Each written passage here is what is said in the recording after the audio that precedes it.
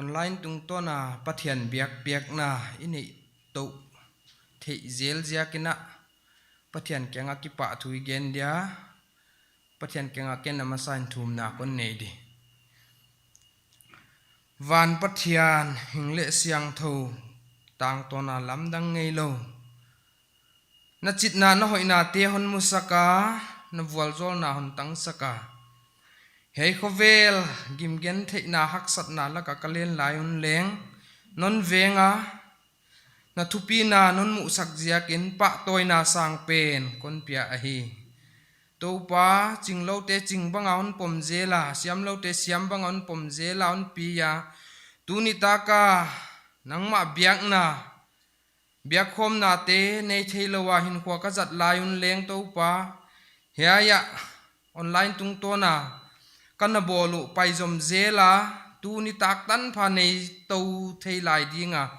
kahin na halo teu non hoi sak jakin na kyang ki pa thu kon gen a hi tuni takin to pa heya ong ki hel khading khem peute nangma phatna la sading na thu gen ding heai muna kom khom tau to pa nidanga nazat bangin thu gen tu ding ka pastor pau bang la sading ka toy lai teu bang nazat bangin thu thak la thak ton thuama sabdom mi te kya hilo a hiya na en khem peute tung to na mi ten khalama hal thak na le nangma lama mason na ani thei zel na ding khop hialun na khai nun ki thu apia na van law ka siang thawinun ki thu apia na vual zol na hiya hi hon vual zol la on ki thu api din na kya kon ngen a hi bang kima on ki thu api zelin la to pa hiya hi mok maya be mai lowa na de na banga kha khan lo na hiya long hi thei dinga na van zat a hon jang dingin leng na kya kon ngen a hi hei hi pi la ka to pa nang ma biak khom na mi pi ten nei thei ke ma leung tua te a mi ten si na han mo la zot la ya lengon nu se lo nang ma na hi a hei tung to na nang ma phat na nang ma biak na te tang lo wa ne ya mi bang za hiam te bekin phat tuam na khan lo na ka nei thei na dingun thu thak la thak to on thuam lai ding le na kya kon ngen e hi kahunu abula kon padu atop tana siang tho ta kaun jo sak dingin kato pa Nazareth Jesu na minin na kya kon ngen a hi amen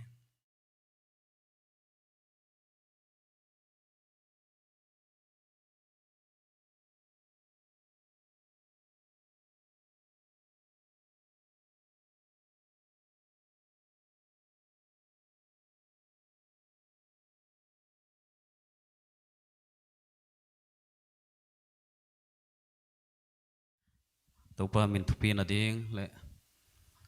lungai mang bangam tampi takyom khadinga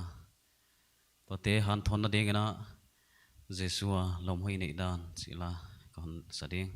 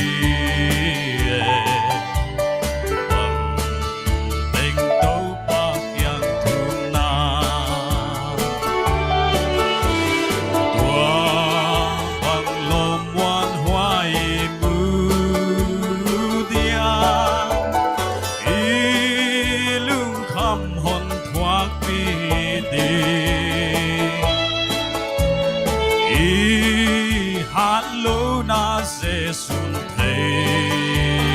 về bằng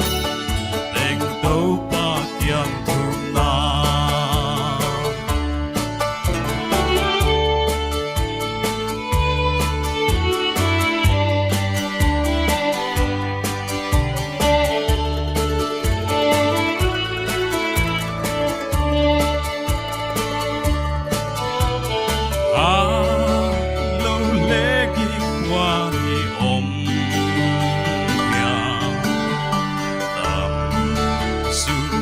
sắc cái tua ta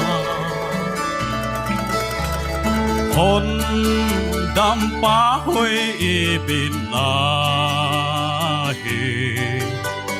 bằng tình tâu pa kiang thu na sim mo le gilin na hia yang thu nan ge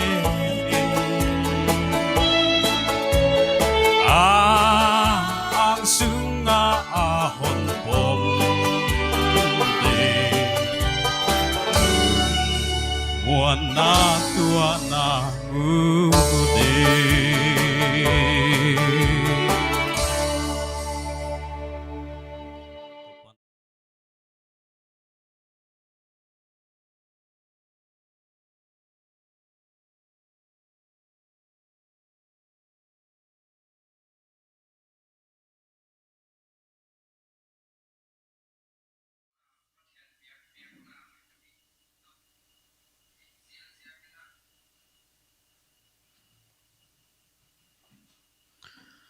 khathak hun thaka pathianina honpi gal kaina online sermon tebang biak piang na tebang sunzom theom manina topa mini phata he tu zanina pathian thu ingai khom dinga ka honte la hi le mathai bung som le khat tang som ni le gia takipan som thum tanahia athu pi dingina jesu a khol na chi hi Giêsu a khol na tulai taka hi ipoimo ma hidingina ka gingta a waizekina hiaito kisai khol na to kisai Giêsu a khol na chi hi tu zanina ngai khe khom leng hi chi hi mathai bung som le khat tang som ni le giat akipan som thum tan isim masadi no sem gimle puagik poteng tengo kakianga hong payun keiman kholna kahon peding kaha kol puaun la ke akipan zilun thunwailu le lungtang kingai niam tak kahi huchin na kha wadingin kholna namuding uhi kaha kol anuama kapuak leng azang hi achi hi pathiani na thuisim khia theisiam dingina itana vual hon zole chiai yai khovela tol na ding lungim na dinga tamma ma maya lungkham sin khama omna dinga tama lungai na dinga tama pandemic ziak bangin le tol kisama ma gim kisama ma tam piom dingina ekiging ta i plan teng teng bang le fail lampi bang le atop tung hita bang akingai tua bang le tampiom dingina iging ta lamet na him himom non lo bang ngai tua na lungkham ma nom chiangina bang na ngai tua na bang a hong lo ta wana na puak gikte gik sama ma nom chiangina bang na ngai tua mangbang taka na om honina kwa na lungsima a hong kilanga dam sung hui pi ten ahon mut zial hun chiangina thil teng teng man suwa kisaina naom hun chiangin kwa na ngai to a namit kha kwa hong kila ka bang ngai to na lungsima ahongoma dam sung ko sak na lung kham na puak gikte gik sama manom hunina kwa na ngai ngoya chi hi tu zanina ingai to na koi thak leng de hoi ka sa a mi teng teng pialina isi khop ding haksat na bang lungkham na bang buai na bang akinei vek ahi isual khop ding mi hop the het lo e a ding itua ana om vek ahi September ni kwa sang ni le som le kwaina Pastor Jared Wilson ahin na ahong kila a kum som thum mi ahia naw pang lai ma mai sap tuam lian tak ke ma hia member sing khale sang nga khong om na hia a sap tuam hi Harvest Christian Fellowship Church ahia wana ain kwanuna ministry khat aneiwa Anthem of Hope kichi depression te kingai se te panpi ina na ase moi himale hiai mi pa pastor pan haksana bang tua ka hia chi thei ke ahin na ahong la he pi huai ma mai mela kilang khe lo himale sunglama liam kisa sunglama buai ma liam na thuk pi nei bangza hiam om dingina ka hon ging ta ai nui maya om himale atak taka kap khe zoi ut bangza hiam om dingina ka hon ngai tu ai pau thu gen himale atak taka dai di de ut kwa ma kyang ale omulo quite time zangot ichia bangza hiam om dingina ka hon ging ta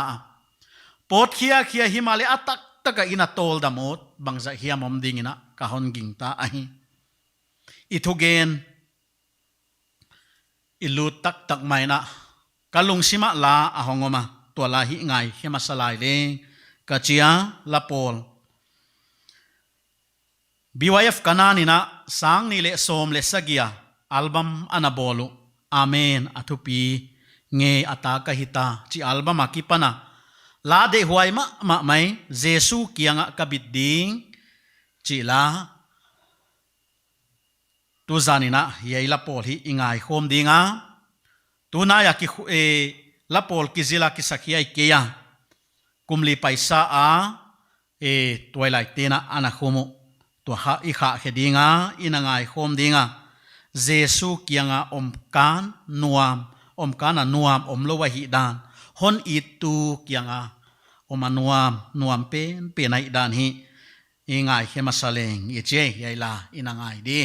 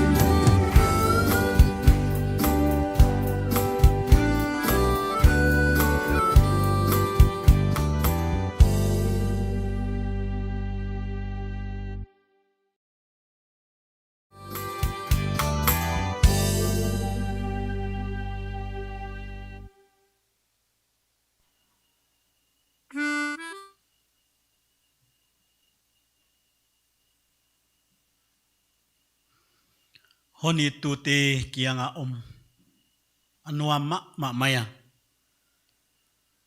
itau pa Jesu nule pa te sang ale hon it zo akianga anua ma mai gim kisa tol kisa ba kisa maban bing lamet na himam non lo akingai tua ayom khak le tu zanina Jesu honi tu nei hi hon thei siam tu nei hi chi hi phok thak le dei huai ka sa hi ilai siang thowa ilu non dinga Jesu a khol na mathai bung som le khat tang som ni le gya takipan som thum tan hia huai mai na mathai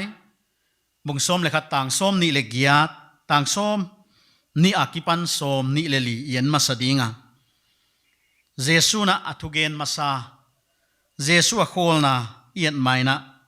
ama athil tung yen masadi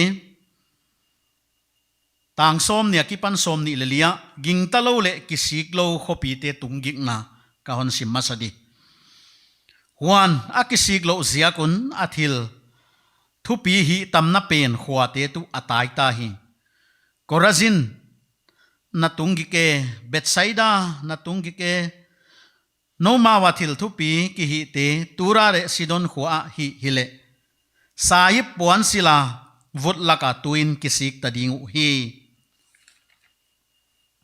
Himale kon hila hi thukhen ni chiangin no thuak ding sangin tura le Sidon khwa thuak ding adan a omzo ding hi huanang Kapernaum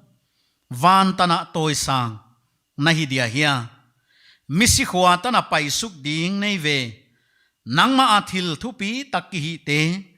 Sodom khwa a hi hile tu tanin a om lai ding hi himale kon hila hi thukhen ni chiangin na thuak ding sangin Sodom gam thuak ding adan a om zo ding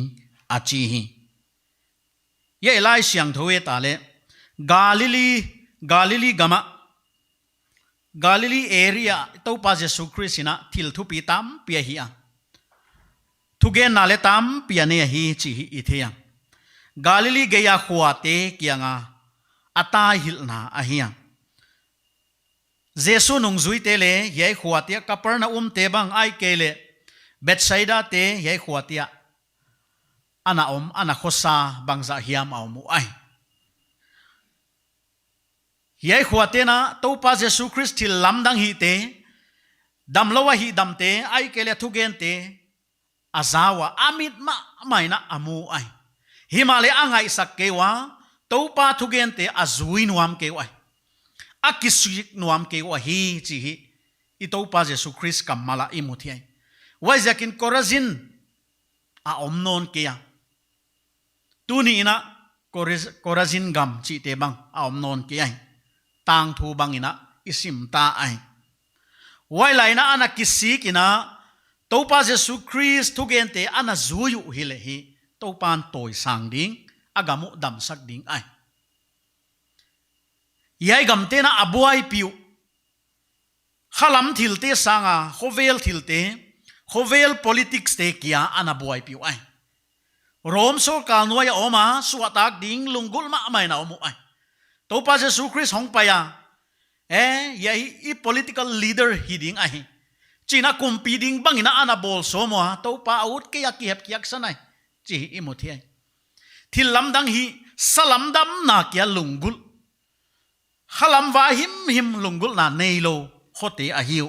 kising nuam lo ki bol thak nuam lo a hoi lo dan the ge gu na pia hi te gam te hiding ina kaging ta ai waizia kina topa lungtang asuna a pathianina atung gikahin ahidan again ai atungu gikahidan ilai siang thowa topa kamala imuthi ai amau te bang banga tunina igama topa hongwak bang hile ilaga topa hongwak bang hile bang china hon ta hil mai zen dia chi hi ngai tua ngam huai lo ka sa ai igam Christian gam ikichia himale hiaya korazin gam te ai kele Capernaum gam te again bang hidingina kaging ta pathian thu tam pi izak namun ahia pathian thu tam pi gigen khiak namun mundang sanga khodang sanga gamdang sanga le lam ka zanga pathian thu tam pi ma gigen khia ai pathian la tam pi ki phokhiya a pathian la tam pi akisakhia ta ai wana chial pi le tam pi ki bolta a kem te chial pi te tu lai khovel bang i boruak hoi hile kem tam pi kinei heding ai chial pi le tam piom ta ding ina kaging ta ai ki khom na le tam ma maya hima le i thu zak te is bila izak te hi zui tu atom ma maya ahin khiak pi pathian thu hin khiak pi hi ki tom ma mai ai waizia kina yai gam te banga Capernaum gam te banga Korazin gam te banga kising nuam lo ki bol thak nuam lo gam te cha to pan a hon ta hil itung gik a hi dan hi ngai to na hong kilang ai ima ba na ikisi ke ya pathiani buan ke ya to pa izot ke le to pa lamingat ke le itung gik di gik deu ding buaina na mai lo ki phu kha to ding hilai ai chi hi lung sima theiling de hoi ka sa ai amin pula la Christian hilodi hin khwa lang sak azui tu te a hin pi tu te hiding ina to pa minina ikichial ai ya ading ina warning to pa kamal ma mu thena omai Capernaum gam te na gena Korazin gam te na gena ya adinga isin lai ai sin lai hoi tang mai to pan a hon piak ai wai zakina kingai to thak leng de huai ka sa ai pu mong len kong ina ana phua dikma ma tu igam Christian hin khwa o ka ngai su chiangin mani masial na le du am na gam a hi thu nei na le lal na thu pi na del itam nge hon it a e hon tan tun bang chin a hon ngai diam ana chingoi ngoi ai wai zia kina tunina topa lungtang suna aminala Christian ging tu ki hi pathian thula tam pi ma kiza e zak tu kina kimi kianga ginglo gamte mission field khonga ai kele koi gamte hiama hiai bang izak za leo agam pum pia kisik na le ki bol thak nai chia revival le tung ding na ka ngai to na a hongom ai wai zia kina tuni na ki ngai to thak leng hi chi banga i om to le mabana i phuk ding mabana i suk khak ding i phut khak ding hi lao huai ma mai a hi pathiani na bangchin a hon ngai mo to pan bangchin hon ngai thege gu na pia thil hoi lo wa sem gui te ki hian sumu theina ding a hi nak le che kim le kiang le en man lo wa huai pop te ki hi ai wai tuk tot pathian vual zol na hi ithil adik lo takala khi male pathian vual zol na chingam te ki lai ki suang la lo wa mo ki suang la na me le pu he lo wa to pa ki pana vual zol na kamu a hi chingam te ki hi ai wai zia kina imaban it huak to ding hi na mai lo ai pau nak te bung som ni le kwa tang khata kwa pe sala om naka gen hak te hi dam na om loin tha hatin akise ding che hi dam na om loin pathian sal na tampi izata ai ithil hi te na thil hi te tung to na thil hi khel te tung to to pa na hon ho pi sel ai hi non lo ding aban to chi hile hi zel atop che tu hi dam na om non lo ding ina na puk se ding ai tha khatina na ki se ding a hi china pau nak te na anakin a hi mi khen khat zu kham siam chiang ona atolo agimwa tu ban chu don non lo di ham siat hak sa sai na don non lo de cha kichiamu hilele ahonong tung cha don zelu wai to kibang mo nuam tu salo khelna tu kisiam lo pi vahi hele vahi zel vala zel vane zel vadon zel valut zel te ki hi ai atop chiang a hi uche ki omom thei lo di sian nai tunga hong tung ding a hi wai zakina hi ya warning to pan an again te hi e ya dinga isin lai a hi chi hi phok thak leng de hoi ka sa a pathian thu izak tamdana pathianina vayon hom dia banga pathian thu izak tamdan pansanina pathianina itunga thuon gen ding abang ai ya again tu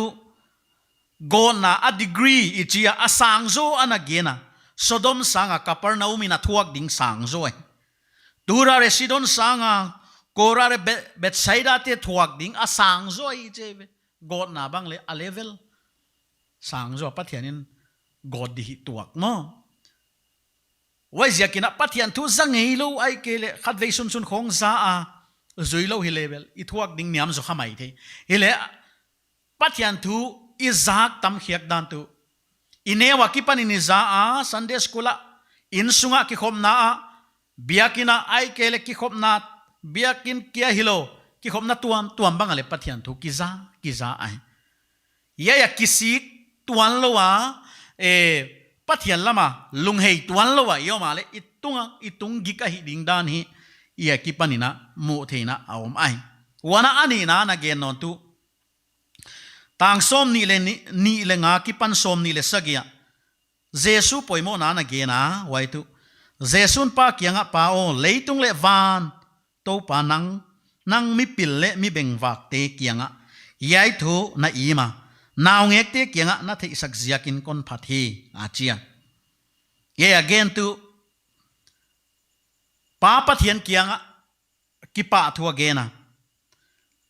leitung le vana to pa a hi dan wana mi pilte mi beng wak te kianga yai thu ima hi dan again ai wai tu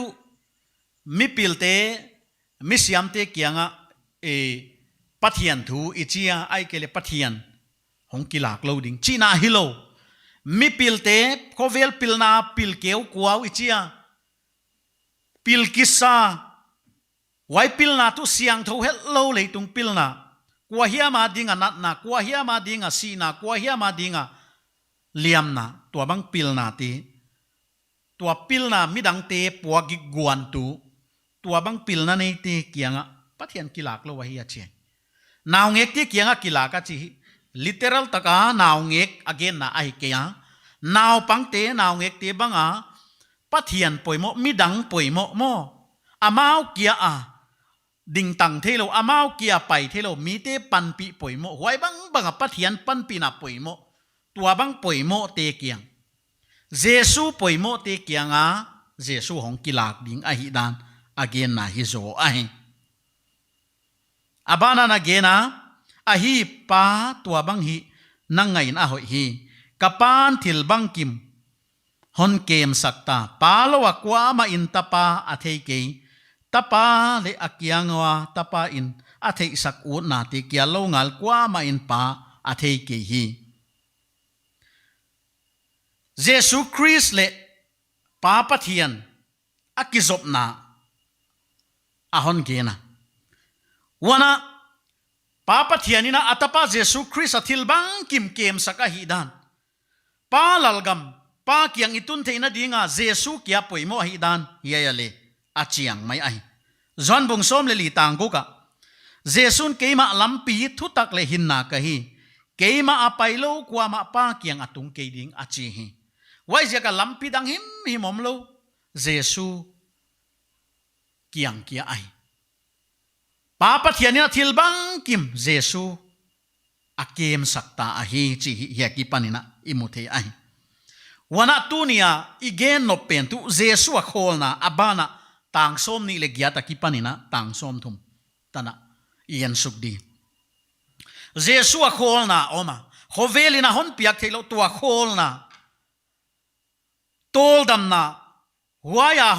holding ina tol dam ding ina jesu na ahon chiala hi yai ki pa huai ma maya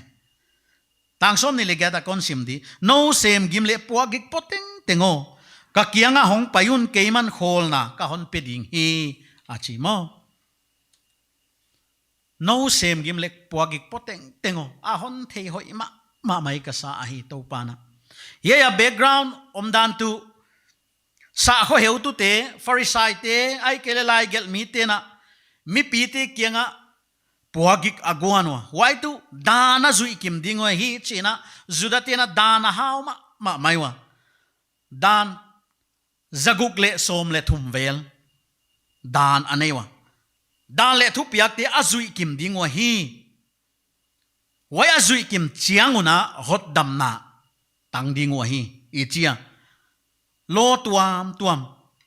nek dan to kisai siang tho dan to kisai sep ding tam pi puagik aguanu ahi himale to pa jesu christina tuabang puagik neite ke kyang hong payin ke to kisop na relationship ahi poimo wajaga christianity ki chi hi sa khwa yai sa khoi religion lelai ke jesu to kisop na ai relationship ai sa khodang te yena hinduism khong islam khong ye chiang ina duties tam pi a sep dingu work base hoddam na tan na dinguna na sep poimo ai a duty wa fulfill ngai ai wai azo ki wale hoddam na hi abawa de omlo a hi dan wana apathianu to amau ki gamla chini mo pathian sulung kim theilo sulung kim zolo ai himale christian te pathianina relationship ama to lom ta banga ki polding ina eite ahon chial ai jesu christa pathianina tuabang lampi ahon bol saka dan zokim zudate ngai dana tu dan zokim ngai mo hodam na ding himale to pa jesu christa huai dan ahon zokima chinimo jesu christa tunina ama ibel chiangina 18 jesu na sep ikopia dan zokim bangina a happy na ziaka hoddamina iom ai wai jakin tunina ngai to thakleng de huai ka sa ai ina septe na eon hot dam di hilo happy na ziaka hot dama omi dan wai jaka jesu christ ina tunina eite ahon chiala puagik tuam nei le khamai the dunia ka hon gen nuama hile ya sa kho heu tu te na farisai te laigel mi te na dan tuam mi pi te kianga puagik agotu wai hilo ina tunia ka hon gen tu yai kho vel i kho sakna to takina mi tampi mi khen khat gim kisa ba kisa liam kisa na iom ai ithil tua te ki bang ke i puak gik tele ki bang ke chi ka thiai himale tu nia hon chial tu pa hol na hon pedinga hon chial tu pa ngai tua thak leng thu pi ba ma mai ai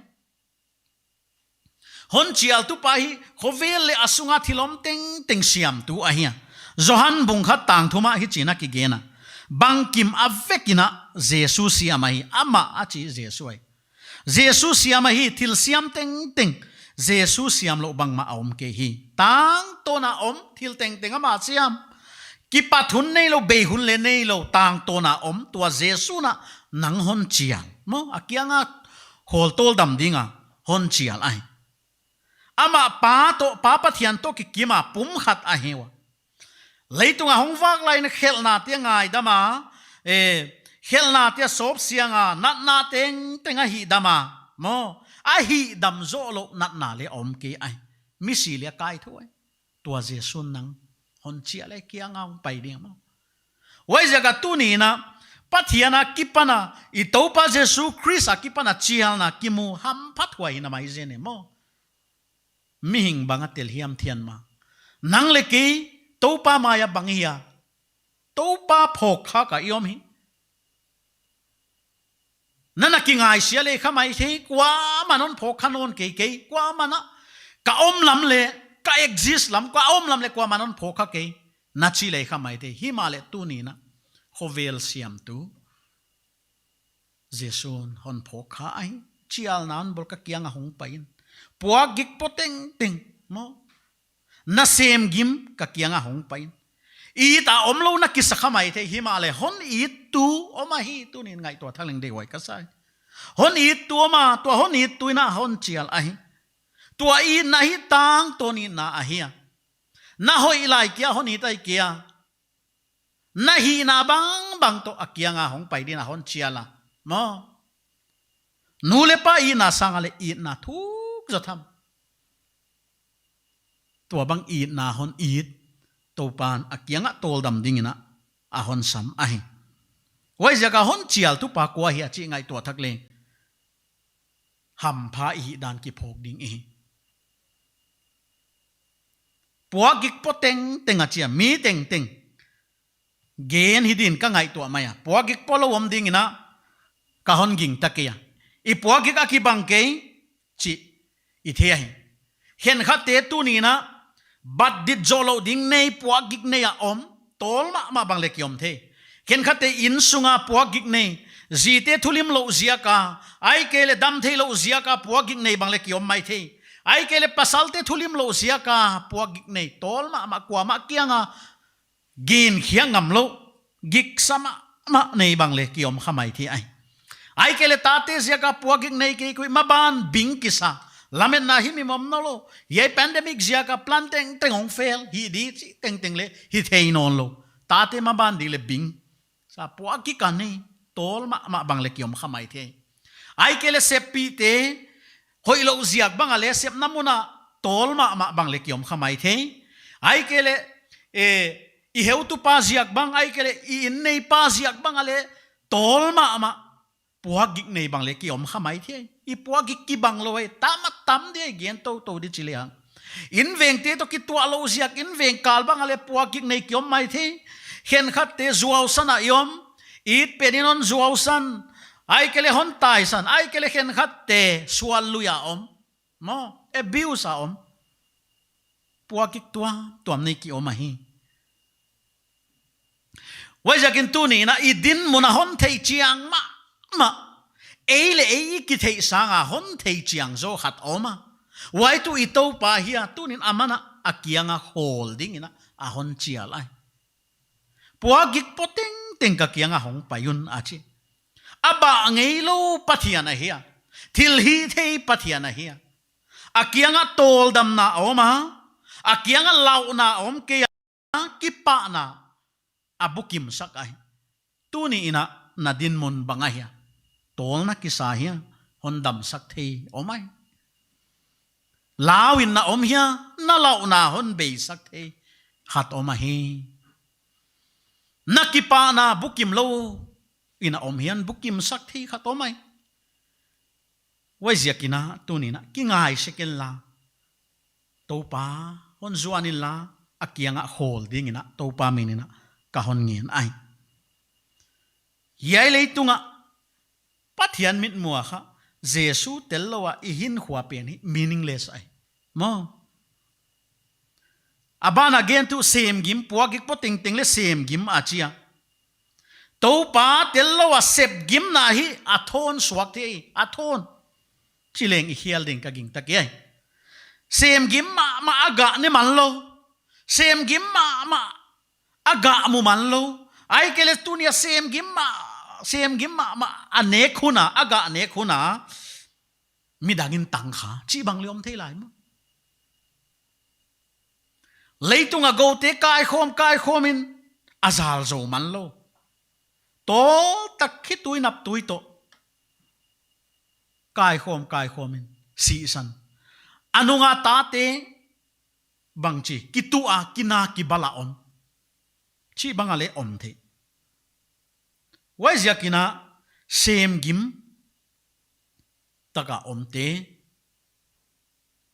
to pana chialna ahon bol ai ak kiang a holding ina tol dam ding ina ahon chial ai sam zale som ni le sagi tang khale tang nia to pan ina lam kele alam te na sem gim thon petu hi to pan khopia ven kele aveng mi a hak thon le lu hi chi mo wai zaka to pa in lam lo wa teng tam pi kyo mai to pa in lam lo wa i tenga gal phual bang mai ahia lungai na atama launa oma thom hauna oma i sem gimma ma himal i mu thei kia ilum na tia hoi ma man tam pin te na iluma himale zan khwa na i mu thei lo na ikipek ni lo to pa i tol dam lo zia ka hi mo wai zia kina to pa in lam lo to pa ven pi lo khopi na bang chitukin veng ina athwa na sepai ten veng lewle bit na zo to pa a hi na hon nga yu hia na hon chial na mo hia china to pa na tu ni na chial na kamal a hon bol ai chial na a hon bol ai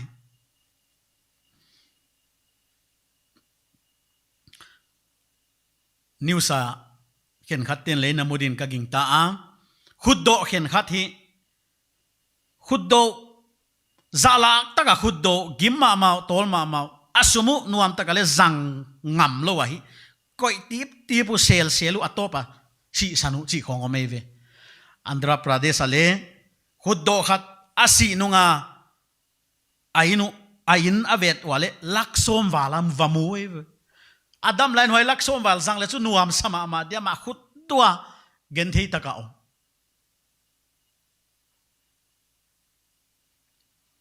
to pana hiai leitung hak san na ama kyanga khola ama to hiai puagik te pokhom ding zang taka puak thei dan to pan hon sin sak nuam ai dan tu zanina athakina ngai to thak leng de huai ka sa a he yan gen tu zing sang pin na thowa na khol hak ma wa sep gim na an na ne ku no din athon le la hi achi mo wai yakina is sep gim te athon a hi lo na ding in to pa hong tel ngai vio in sunga in khwa in a sepa to pa a hong tel ngai ai Peter telom tai na zan kho vakina nga abengwa le na paiwa aman ke yu ai tui siama hiwa nga beng siama hiwa tui omdana thewa zan khova kina topa telloina nga aman the ki topa atela topa thon man chianguna pathian minina topa minina lena hon paiwa nga mat seng lo akai hiaw ai zan khova ka se moi topa tellowa zo athon tolna gimna haksan na tampi kitua kahi wajakin tuni na topan idin muna theya na tol na atheya na gim na atheya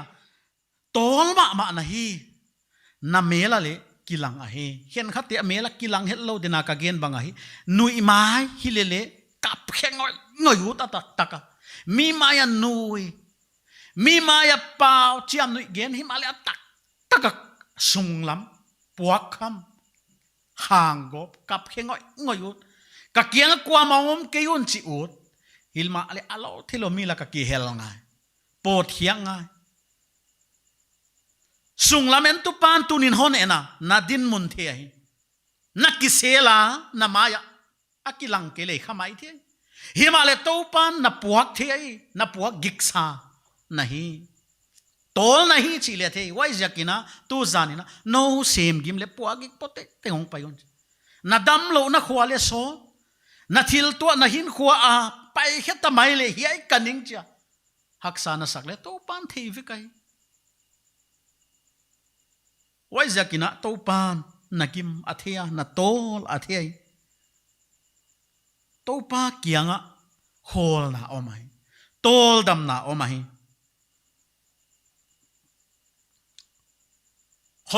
kholak a potin pot lai khong a sungong nuam lo i dai len bangong suak koi khiang na di ai kele hi khiang na di om lo tol puak gik pe na hi a chiwaka mo ile koi khiang na di monong om tu koi khia tu kizang wai gente na ahi hiai bang kalung sima hong kila tua bang zan na itung zan na tol ma kipana to pai belle o kazang huai ka puak gik te za chi theina ha to pa kyanga omai mo wai zakina tua khol na a khol ding na to pa na a hon chial a hi tang som ni le kwa ka ha kol puaun la ke ya pan zilun thun wai lu le lung tang ki ngai niam tak ka hi huchin na khawa ding in khol na na bu dingu hi ka ha kol anua ma a puak leng a zang a hi a chi hi to pa na hon thei a hi den gena hebrew te bungli tang som le li le som le nga isima le imua Chris isyam pulian pen ahia iha lo na te hon thei pi ama bang le eima banga lam tuam tuama khem na ana tuak mo to pa na tua bang bang ana tuak ahi leitungan len lai na on thei suak ve kahi wai ziakina ha kol puak ding dan to pan hon sin sak nuam ahi tu zanina nidangina thanlon division a online na Don Paul podingina hotinan chialwa Don Paul podia kisa hakol omiven hakola kha kisuan puak changan do len lun a hakol hi ipuak pat nai chianga va pokhial mo a khub lama puak ni pen athal lama va hi feng seng suang kha chi banga vom khak ya lamon do ken kun abang hak ko lenuam tuam di sak lenuam kina e chela consonant sun mai mam kisin hi chi kalung sima a hong kilang ai ya hak ko lagen ina bong tal lian ma gente nine jang dinga ya lung sima hong kilang tu topa hak kol again tu bong tal lian ma le ano lokai dingina azang sekwa wai alian penina a hakol pen alian pena lekisuan anowa lekisuan ai agik na ting chini mo wai puak gik ting hi apina ichia atalina bong pina apovek ahi anowa le hakol tu om sam hilele anowa pen zang taka nowina pothi hi wai dan dana to pana ama hakol pen on suan mo pohom ni zang taka puak di dan to pana hon sin sakut ai ye haksan na ai kele hiai e damlo na te ai kele hiai buai na te thakata beidi le khollo mai ti ai nadam sunga na puak dile om khamai the hi ma le huai na puak pen zang taka na puak the ding dan to pan hon sin sak no ma hi to pa hebula to bang sin leng thu nuai lu le kingai niam tak ka hi ki apan sinun achi thu nuai lu kingai niam na ki chi vual zol na ahia tui bang le a level niam lama luang wai bang ai to pa vual zol na hi mi kingai niam ti thu nuai lu ti kianga hong luang lut zel ai sol tak pol mi thu pia hi himalaya kingai niam ma maya lungkim na thu guk asin khia ai mo Philippi te bungli tang som le thuma ki tang som le khata ki pan som le thuma sim le tak sabzia ka hi ai thu gen ka hi ke ya bang chi bang in omma leng huaya lungkima omdan ka thei kheta hi zon dan le ka siama hau dan leng ka siam thil chi le thil teng tenga gilwa le tasama om theina thu gu ka thei kheta hi ahon hi hat pa krisa thil ting ka hi the hi chi mo to pa khebula sin leng lungkim na guk chi bang le kisin kheding a hi wazakina to panon sin sak nuam tu ke honen tonun la a che mo ama ki pana isin khiak ding tu thu nuai lu le lung tang ki ngai niam ai ki ngai niam takam ding in sung bangale ki vai puak dana to pana polina saptuam te kyanga efesa saptuam te kana gen tu zitio to pa na kiniam khiak bangun na pasalte tunga kiniam khiakun chiana gena to pa maya tu kiniam khiak ki ve mikhial ka hi to pa bang ma hilo ka hi china ikiniam khiak kai thuma mi khalle bia kina tu abanga thum to pa mikhial ka hi cha khuk dina thum ke agia pe ni na a hi mikhial hi ana chile na khelo ma mo athum na buai zo pathian ma ya kingai niam huai banga no ma pasalte imihin pi te mai le kingai niam ding anagin a hi ilai chang thon mo wajia kina hiai khong hi isin khiak ding to pa ke bula anahi a hi to pa Jesu Christina nung zuiti kianga ahun na nung pe na asin saktu banghiami chile kiniam khiak didan kingai niam didan a practically na anasin saka why tu nung zuiti he anasil sakai nung zuite hi ana sil sakai Ravi Zakaria ina hi china na gen nge leadership ki chi thumal hi New Testament a imuwang ma dia himale servant ichi hiam ai kele serve ki chi mo suak sal ki chi hi athumal aza asim ki mu ahi achi waile tu suak sal banga omding ahi dan kingai niam taka omding ahi dan topan muntam pia anasin saka nung zuiten le muntam pia anasin saku ahi atom na lama ilut to dinga wajak tu ni na to pana ahon theisuak veka ahon lim sakgi ge hi chi ilai siang thowa imu ai iha lo na te Jesu na thei veka Jesu kyang i vazuana topa kyang igen chianga topan a thei ilo vagen hilo hanga topa le na sok lo ai kaging tak bang ke na chia hiai chilom loma ana ommo chilo de topa na thei suak ve na gen khiak lo na kam sunga omte na ngon thumal te na ngon topa thei suak ve kai wai zakina topan ahon lim sagi ge ama zuan ni Peter lai kha khan na bunga tang sagia aman achi Jesu chinaya Jesu hon lim sagi ge ziakin namang bat na tengu ama nga vekun namang bat na teng mo akim khalle chike avekina mo namang bat na teng ama nga vekun cheve Japan tena philosophy of Kintsugi chi kha na neiwa waitu Japan tena kuang hiam ceramic no hiam kuang hiam lei hiam akiak chiangina tuang hiam akiak chang kisiat chiangina huai gol tuya luanina hoi takina abolu ai huai Kintsugi achiwai kin kichi golden china hia sugi kichi joinery a join tu ma ceramic kuang plate khong ai kele pak bel khong ki khang kham cake kitama omte a repair now wai gold tuya hoi taka a repair now a hia a lui sang anal zoina a hon bol hiawa wayom na dinga tu a cake ngai mo a ki khap ngai a hi wai bangina hovela na khosang na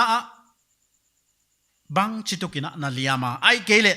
boina na mailo na phukha kwa ma pho khak loina dam sung hui pin hat takina na in kwanu ahan no ka si na te ki khen na te dam lo na te liam na te na tuak ai liam na kisa athuk aliam na le thuk ma mai covid jiak bangale liam na thuk tak nei tam piom dingina ka hon ging ta ai wana I plantia fail ithil hi te kibung butun vek waidin mun a iomina hiai philosophy na gen ilung simangai toleng Jesus Christ zuanina asisanina kiluan humle mo topan a hoi zoa hon bo ding ai waija ka mina hon dot chiang iscarpen waya na kek na liam na mina hon dot cha topan honi damahi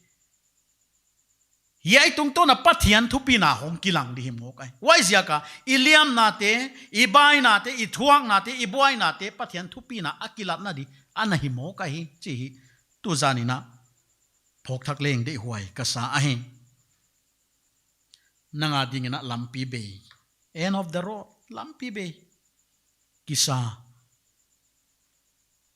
kingai sitaka ombang le na om khamai thi wai himale tu zanina Jesus Christ na chial na hon bola na liam na khan na te na kek na te topan hon tuam damut alui sanga kilom zo new creation mo til siam thaka topan hon siam uta hi chi hi tu zanina ngai he tu tena phok thak leng de hoi sai topa maya man phalwai manina leituala kiden na mina hon chil gop le khamai the mi chil gop a ki omta kilom na him nei nol I hin khuana pai hial gop thil tengwa sukha vane va don khale khamai the liam gop mela kilom na him nei nol addiction a boy topan hon tuam damu tai kilom taka hon bolu ta hi naliam na ma a topa sisanang luang dinga wai tu dam na a hi topa mel hong kilang ta dinga hi naliam namuna mo nahin na hong ki khek lam dang dia naliam na tu na kilom na pian hong suak de hi ya kin sugia le bel akek akhang kham phem phom te hi a kilom na pian hong suak ta a design ichia gol te set a kha huai a kek na te hong ki fill up vek mo kilom ma ta ai wai zia ka na liam na pen topa mel dok na hong hitai manina tu ni ina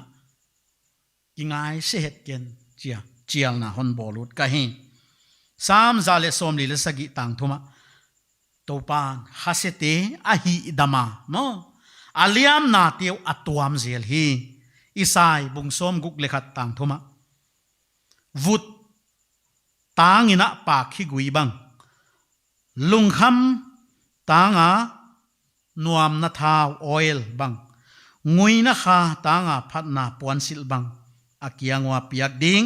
zayona lungkhama omte adinga si ahi bangina chimo wana sam som thum tang som lekhata kasun na keidingin liam na swak saka kasai puan non swa saka kipa na non sil sakhi wajakin tuni na kinga set kella topan hon i tahi topan hon tuam damu tahi nathil tua topan ahon thei pi veka hi tuni ai thugen khatna ging talo le kisik nuam lo te tungi ka hi dan igen masa a kisikina hiaite kipana sin lai na kisikina topa zuan leng idam dinga igam leng dam dinga hi wanani na jesu poimo nan gena jesu alam piom sunahi jesu khuta thil teng topa pathianina akoi ahi waija ka jesu na ahon chiala ama building na ama a hall na omahi athumna jesu a hall na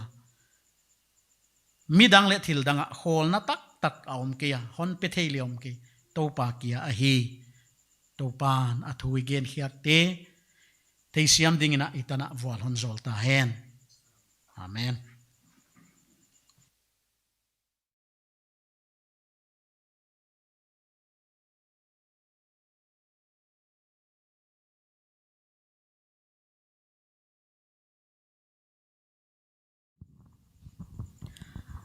ibuai na te Jesu ka tunin tu zana thugin ina hyak ma bangun to pa Jesu a kibul phup thakle chile te komin tuinta kena pathamin tu pian ding in Jesu kyang gening chila kon sade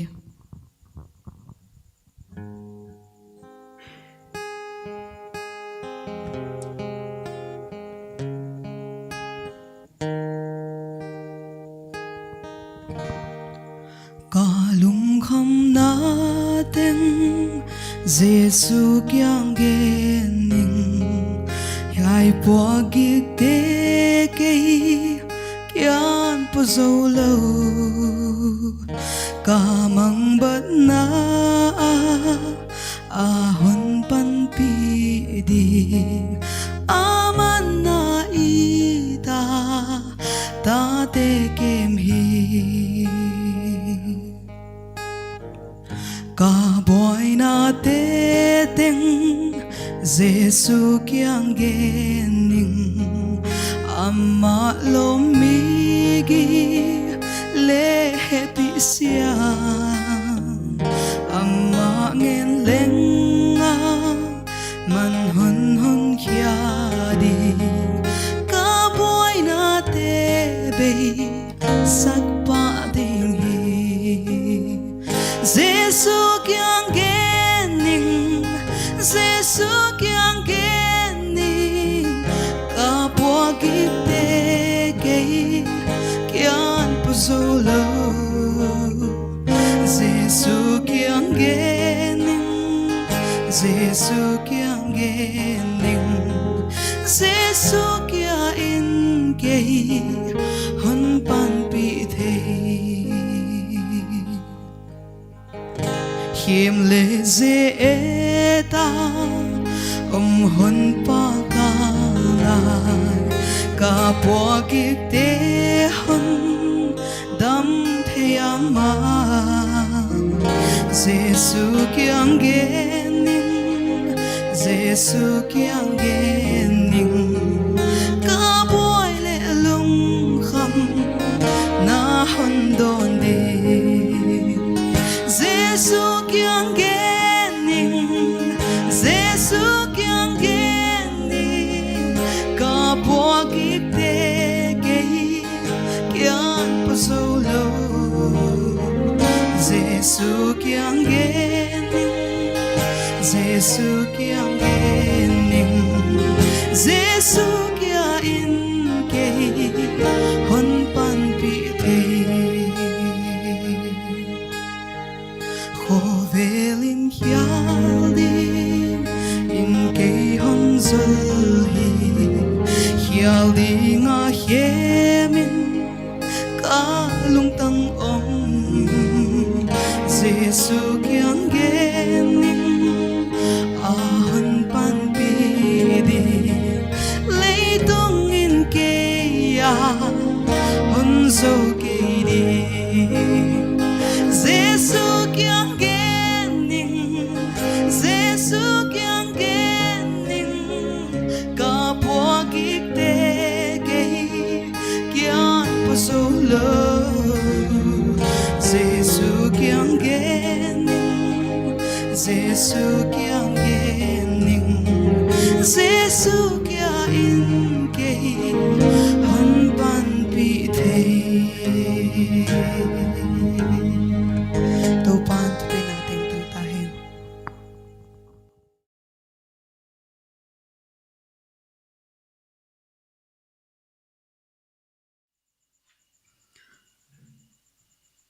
Khabula ina hi sekbangina akha ate thum sakna Julai kha anapiang tia dinga thum sakna wana Julai kha anapiang thak tia dinga thum sakna bang wana Julai kha anakiting tia ding bang thum sakna le damlo tia dingina thum sakna hun izanguta amasaina i Julai kha anapiang yomale yom namuna ading theili ai te ding di Julai kha anapiang te wana Julai kha anapiang thak yomale pian thak na kha ana hiya le yom namuna iding dia ding thei le ai ting phul lu hi lo wa hi wana Zulai kha a anakiting nupa dinga anakiting yomale yom namuna ading thei le ai te anading ding inai kingin a hi wana tom na pen ding adam lo yomale e phulu hilo ading the yomale ginna to dingina idam lo na pen ikhutina hoina pathian maya thum na hun jang dingina ikinge na hi pathian maya ikun di i toblowa honi kabele kabia ku pathian hingle siang tho pathian lamdang pathian thu pi pathian natapa Jesu Christ yaka nakianga hong tai thea pa o cha kon sap thei manun ki pakin thu pi na pa toina te min le na te nang ka hon piau a he to pa tunina na he pi na ziakina khathak hun thak tia na hon pia Zulai kha chikma a kana tot khak lo to pa hun te kana zat khak nai lo sang ni som ni le khat adinga to pa khathak te nangman to pa na hon musaka tu kha te bang le nangma de na bang azanga nangma min thu pi na a to pa hun te ka zat theina dingun to pa nangman kama teu hon pi sakilla damna te hon pian la na thu pi na te musak ding nge ni na ka hong thu mu a he to pa tu zanina Zulai kha a anapiang te nangma maya hong ding te bang wana to pa halo na ziaka hong ding thelo te bang le to pa kum ki bang het lo nge na hi wa khen khat te naw pang bang ma naw ngek bang alian pi ching le au palam ma tek lambang le au mu a he yai leitung a to pa a hong pian ding nang man to pa nana gel a hia amau te tung to na hong ki pa toy gut pathian na hia to pa tup lengim ne ya to pa yai leitunga nana om sak na ta te hiwa i ta oma hiwa to pa natang ton ina it na hia tunia to pa yai kho vela nang to hin huwa zanga hin khoman phatak te zanga to pa kumtam pidama na vual zol na te donga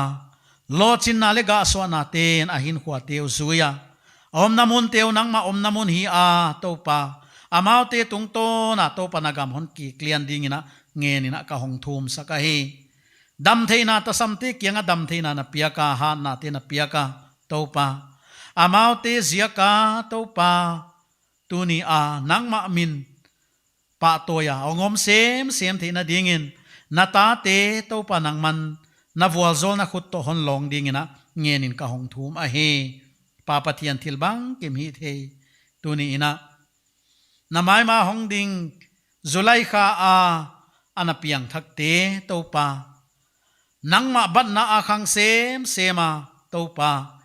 yai kho vela nangma wa midang te kianga peson tu tan wak tu hia na gospel to pa yai kho vela to pa lungai le mangbang te to pa hinna nei lo te kianga to pa zasak tu amau te kianga to pa nangma na sem tumuan huai te ginom takle to pa nanga dinga ga kheti ong hi sem thina dingun na khuta to pa kon kim saka hi ken khatte to pa khalama ga zonon lo tol kisa ba kisa ai kele to pa tui painon lo bang om khathewa adin mon teu nangman na thea ahaksan na teu puagik teu na thea to pa khalama nangman to pan phong hal thakin la honi hatil la to pa nanga dinga pa kilom tak mai ga khia midang te dia wal zol nai thei dingin ka hong thum saka he tui pai ki ke ya to pa nanga dinga luang khethia nangma bat na a khang se ma khaga te ga khia to pa hin khoman phatak teon zat to thina dingon amau tia dingina ka hong thum saka he wana pa pathian thilbang kimi the tu zanina nu pa hi dinga nana gom te to pa nangman to pa Chris le sap tuam te kiten na lakhe tu dinga na de te hia amau te hin huwa kipana nang hong kipa toyut pathian na hia tu ni na nu panuam sa nu palo chingle ga so ahong i thina dingon ka hong thum sa ka he hen khat te dam khom no lo bang omwa to pa thom ha lungai ta kam te nang man hon ve sakin la to pa tunin to pa nanga dinga ginom taka to pa apasal tungwa azi tungwa amo puang na te sem zo ding ina to pa ngenin ka hong thum sa ka he to pa ga so tak maya in kwan kho sak na a hi na to pa in ten lo te na hitale to pa swan le pak ta le naw kep na hitale to pa nu pa lo ching le ga so ahong hi sem thina dingon na vual zol na ka hon nget sa ka hi nu pa adam khom te kum dam pi dam khoma nu pa ton khom sa le kha ton khom nu pa te hi sem thei dingin le in na khang sem thei dingin na vual zol na ka hon nget sa ka hi to pa nang man alung tang de lam teu na thia to pa nang ma de na bangin alung tang de lam teu to pa nang man hun piak sa ka ho chia to pa mi tia dinga eton ta nu pa hia nang ma thupina kilang khesak tu na mel kilom na kilang khesak tu hi thei dingina to pa vual hon zol dingin na vual zol na ka hon nget sa ka he pa pathia tu zana dam lo te to pa dam doina om te hina ina ki kem te ai kele to pa covid center a om te hina dam lo na tuam nei te to pa nang man adam lo na teu na theya to pa athil tua teu amau kia a thuak hilo nang man thuak pi nai dan te phok sakin la thom hau ki sa om te to pa lao ta ka om te nang man to pa va khamuan illa anan na te hon long sakin la jesu minina dam na hon piak sak dingin ngenin ka hong thum sa ka he to pa adam lo na wa kipanina na thupi na hon musakil la to pa dam na pathian nai dan to pa suatang na pathian nai dan nang man to pa musak dingina ka hong thum a he pa pathia tu zanin to pa tua bang si swala om ha lo na ne to pa nang man happy takina nasikha thum na tung to ni na hon longin la nang le nang hong ki pa to yin thonon jesu thilbang kim hi the na hi dam na khut amau tia dingina to pa ka hon nget saka happy taka hon long dingin ngenin ka hong thum saka he na happy na to pa tu kha te nang ma vual zol na to hon ton pia to pa hon jang saka khathak te hon musak lai dingina ngenin ka hong thum a he pa pathian tu zana to pa nang hon ngai ma nang hon poi ma te suatang na haksana tuam nei te to pa nang man na theya hon long adam na hon piak sak dingin ngenin ka hong thum a hi tuin pa pathian on in na atapa jesu christ se pi na le akha siang tho om pi na makai na dei huai tak mai tu le tang tonin no te tunga ton tung ta hen amen.